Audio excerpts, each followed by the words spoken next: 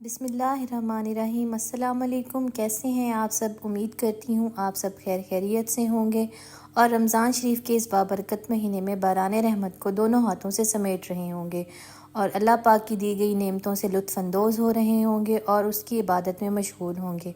इबादत के दौरान दुआओं में मुझे भी याद रखिएगा। तो आज मैं अपने किचन में बनाने जा रही हूँ मज़ेदार से चिकन टिक्का बोटी, जिसकी रेसिपी मैं आपके साथ शेयर करूँगी। ये बहुत ही मज़े के बनते हैं। आप इफ़्तार टाइम में बनाएं, आम रूटीन में बनाएं, ये बहुत ही मज़े के बनते हैं और बहुत ज़्यादा हेल्दी हैं। तो ये देखें, यहाँ पर जो है मैंने हाफ़ केजी के करीब ले लिया था चिकन, जिसको मैंने वॉश कर लिया था। उसमें से सारा पानी मैंने रिमूव कर लिया था। इसको अच्छे से वॉश करना है, इसमें पानी बिल्कुल भी ना हो। 1 टेबलस्पून के करीब मैंने इसमें फ़्रेश लहसुन अदरक का पेस्ट डाला है और 2 टेबलस्पून मैं इसमें घर का बना हुआ दही शामिल कर रही हूँ। आप बाज़ार का दही भी शामिल कर सकते हैं और लहसुन अदरक का पाउडर भी इसमें शामिल कर सकते हैं। जो चीज़ आपके पास ईज़िली अवेलेबल हो आप उसमें शामिल करें। 1 टेबलस्पून मैंने इसमें शामिल किया था सिरका। 1 टेबलस्पून मैं इसमें चिली सॉस शामिल कर रही हूँ और 1 टेबलस्पून ही इसके अंदर मैं ऐड करूँगी सोया सॉस। इन सॉसेस से जो इसका टेस्ट है वो बहुत ही मज़े का आएगा। तो इन सब चीज़ों को शामिल कर लेने के बाद कुछ मसाला जात हैं वो मैं इसमें शामिल करूँगी। हाफ़ टी स्पून के करीब मैंने इसमें ज़ीरा पाउडर लिया है। हाफ़ टी स्पून मैं इसमें सूखा धनिया पाउडर शामिल करूँगी और इसके बाद इसके अंदर मैंने हाफ़ टी स्पून के करीब लिया है चाट मसाला, वो इसमें शामिल करूँगी। हस्बे ज़रूरत इसमें नमक शामिल करेंगे और इसके बाद इसके अंदर मैं शामिल करूँगी थोड़ा सा गरम मसाला है मेरे पास और इसके साथ ही इसके अंदर शामिल करेंगे थोड़ा सा फूड कलर है और थोड़ा सा ही मैंने इसमें जो है तिक्का फ्लेवर भी शामिल किया था। तो ये देखिए, यहाँ पर तमाम चीज़ों को मैंने जो है शामिल कर लिया है और अब जो है मैं इसको अच्छे से मिक्स कर लूँगी।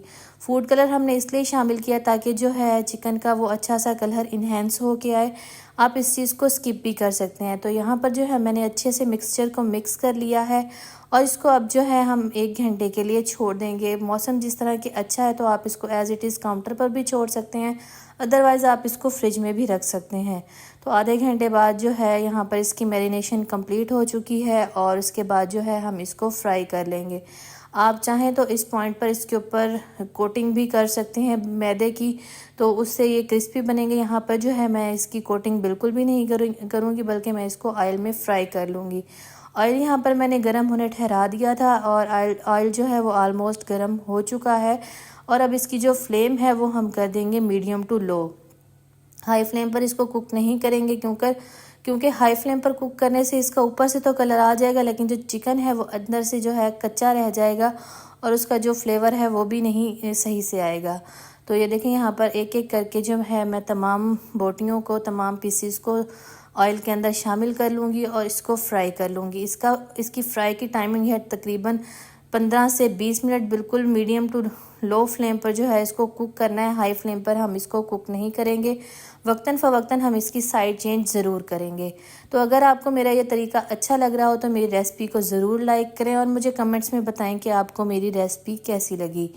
आप इसको इफ़्तार के टाइम पर बनाएं और अपने बच्चों को भी बना कर दें तो ये बहुत ही मज़े की बनती है और इसका जो टेस्ट है वो भी बहुत ही मज़े का बनता है। बाज़ार से जो हम लेते हैं उसमें स्पाइसेस बहुत ज़्यादा होते हैं। घर की बनी हुई चीज़ों में हम जो है मसाला जात का इस्तेमाल कम करते हैं और अपनी ज़रूरत के मुताबिक ही रखते हैं।